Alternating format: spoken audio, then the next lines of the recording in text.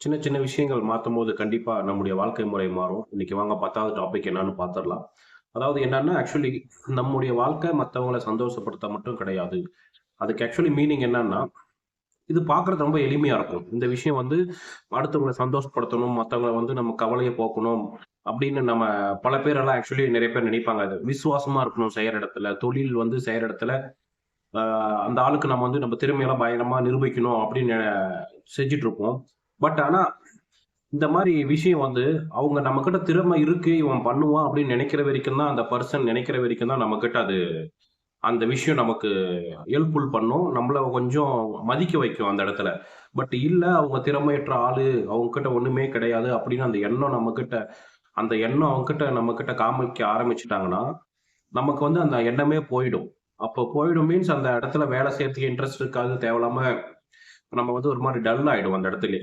Actually அதுதான் வந்து உண்மையான ரீசன். பட் இது எங்க யூஸ் ஆகும்னா, சின்ன குழந்தைங்க கிட்ட, ஒரு ஏழை மக்கள், எளியவங்க கிட்ட, எதுவுமே இல்லாதவங்க கிட்ட, அந்த மாரி இடத்துல நம்முடைய ஒரு அந்த ஒரு கவலைய அவங்ககிட்ட சொல்றது, ஏதாவது ஒரு சிரிக்க வைக்கிறது, ஏதாவது ஒரு சின்னதா ஹெல்ப் பண்றது, இந்த மாரி விஷயம்னா கண்டிப்பா அவங்களுக்கு யூஸ்ஃபுல்லா இருக்கும்.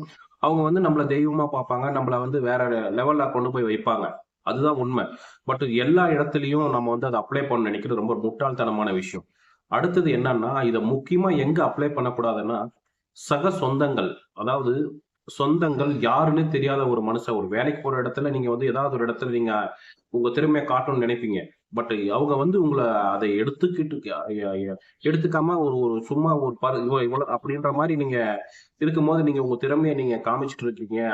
பயங்கரமா நீங்க வந்து ஒரு இம்ப்ரஷன் கிரியேட் பண்ணிட்டு இருக்கீங்க. நீங்க சொல்லணும்னு நினைக்கிறீங்கன்னா, கண்டிப்பா யூஸே கிடையாது.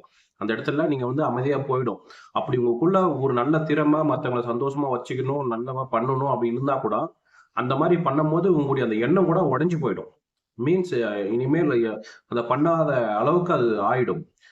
இதனால தான் அது எந்த இடத்துல நம்ம அப்ளை பண்ணணும் அப்படின்றது கண்டிப்பா தெரிஞ்சுக்கணுங்க. எல்லா இடத்துலயும் இத நீங்க அப்ளை பண்ண நினைச்சீங்கன்னா, கண்டிப்பா முட்டாளா போயிடுவீங்க. கண்டிப்பா இதையும் மாத்திக்கோங்க.